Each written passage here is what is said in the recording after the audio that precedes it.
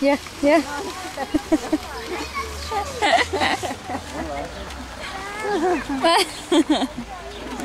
Răciucăcinii.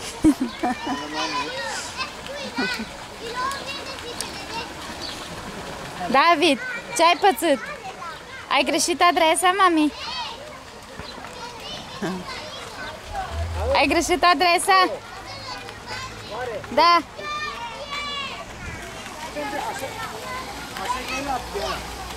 Da, e lapte. Și tot asta e lapte, dar sigur că tot.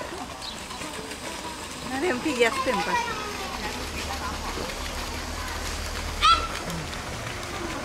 Trebuie să mă zbără în apa asta. Trebuie de bani făcut acolo. Da. Ce? Ia nu, de roc, de mână. Hai, Ale!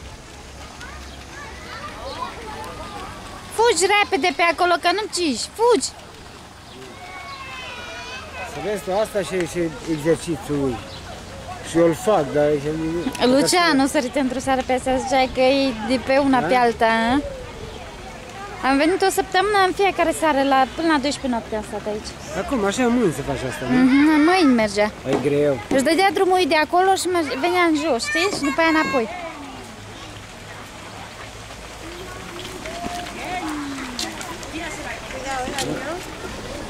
Asta nu obosește, cred că până în mâini dimineața asta. Are energie, cum și avem.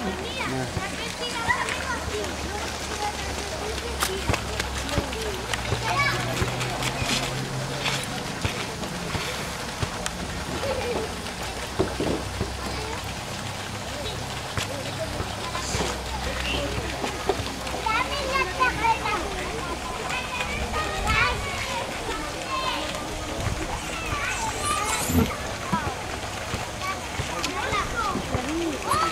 Hai, mama! Hai, Ale!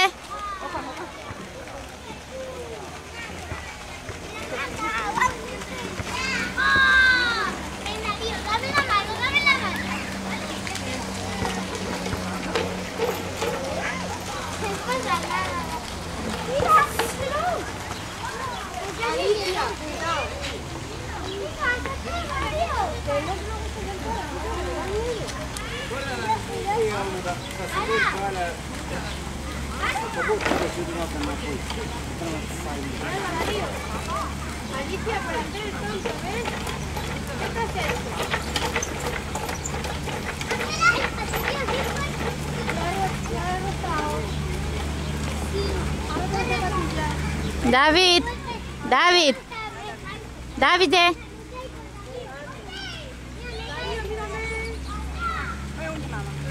David! Bzz! Hai, urcă-te pe ele! Le fac până le fac să transpire.